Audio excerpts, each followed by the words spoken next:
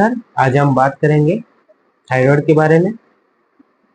Thyroid जो कि एक हार्मोनल डिसऑर्डर होता है, एक एंडोक्राइन सिस्टम के अंतर्गत बीमारी आता है। थायराइड के साथ साथ आजकल देखा जाता है नोडुल फॉर्मेशन, जिसको हम गोइटर बोलते हैं, गलगंड बोलते हैं, गाँव में ज़्यादातर मिलता है।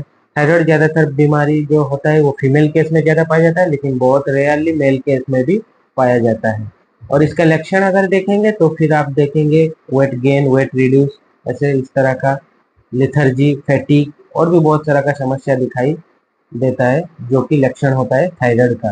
वैसे ही हेमोग्लोबिन कम हो जाना, ब्लड में खून का कमी हो जाना और इस तरह का समस्या भी देखा जाए तो थायराइड का जांच कराना जरूरी होता है। थायराइड दो तरह का होता है, आप जानते हैं, जो कि हाइपोथायरॉयडिज्म और एक हाइपोथायरॉयडिज्म दोनों तरह का होता है। टीएसएच हाई आता है, देन हाइपोथायरॉयडिज्म, अगर लो आता है देन हाइपरथायरॉयडिज्म। इस तरह का डिफरेंशिएट करते हैं थायराइड को। गोइटर भी आता है जो कि नोडुल फॉर्मेशन होता है, उसका भी हम देखते हैं। बहुत सारे केस में थायराइड के साथ साथ गोइटर फॉर्मेशन होता है। अगर इसका समाधान देखें, आयुर्वेद में इलाज देखें, तो मैं बोलूँगा कि जरूर आयुर्वेद डॉक्टर के परामर्श अनुसार आयुर्वेदा मेडिकेशन कर सकते हैं। आयुर्वेदा मेडिकेशन में थायराइड का कम हो जाता है या टीएसएच लेवल कम होता है।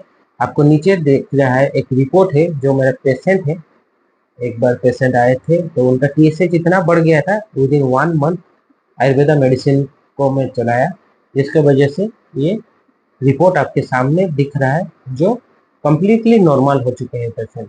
उनका वेट गेन का समस्या था, वो भी धीरे से रिड्यूस हो गया। फिर वो अभी तक कंटिन्यू कर रहे हैं दवाई थायराइड का, क्योंकि थायराइड का दवाई कंटिन्यू रहना जरूरी भी होता है। तो वैसे ही हम आयुर्वेद में पंचकर्मा थेरेपी ट्रीटमेंट कर सकते हैं, जिसकी वजह से आपका वेट रिड्यूस भी हो सकता है और बाकी जो एसोसिएटेड सिम्टम्स होता है वो भी रिड्यूस हो सकता है। धन्यवाद।